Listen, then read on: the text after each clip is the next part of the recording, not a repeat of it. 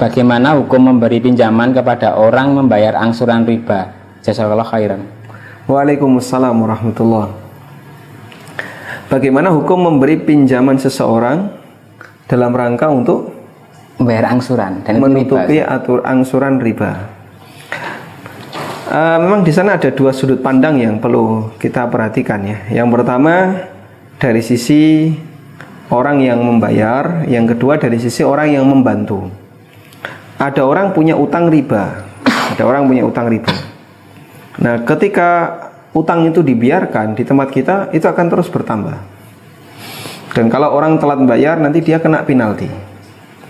Makanya kadang mereka yang sudah sadar akan bahaya riba, pengennya cepat-cepat segera dilunasi.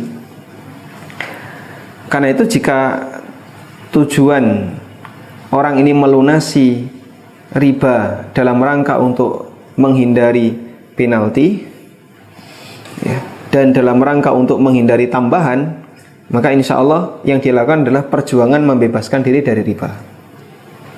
Terlepas dia memberi tambahan riba, misalnya ya, dia di tahun 2015 utang senilai 20 juta untuk beli sebuah motor.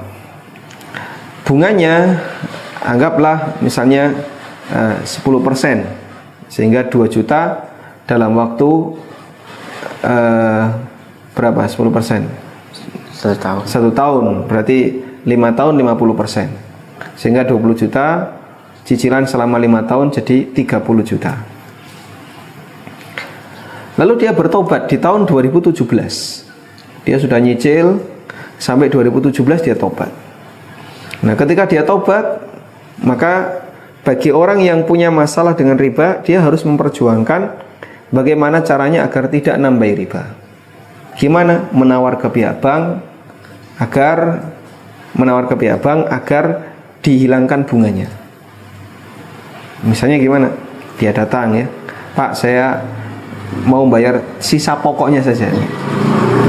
Mungkin kalau dia bayar pokoknya saja bank nggak terima, tapi kalau sisa pokoknya mungkin masih bisa diterima.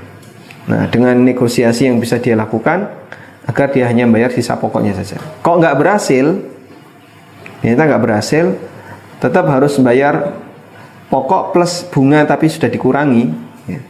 Misalnya dari 10 juta bunga itu tinggal 4 juta yang harus dia bayarkan.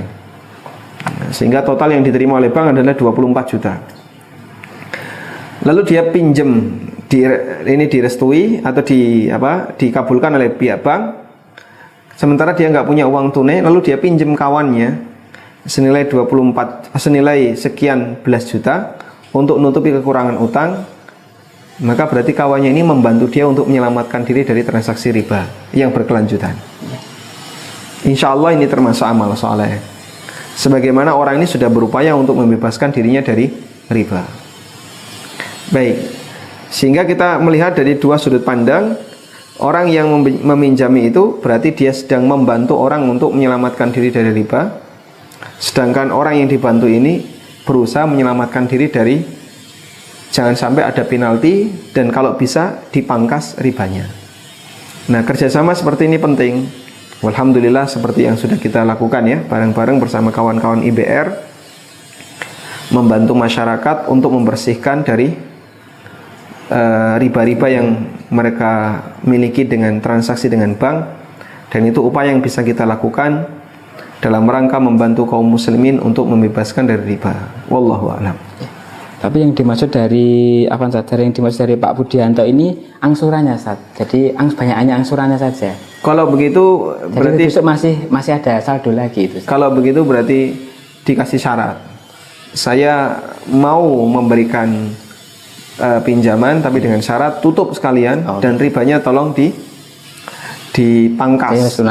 Ya. Ya, jadi dia minta kepada pihak bank untuk penurunan riba. Baik, Ustaz.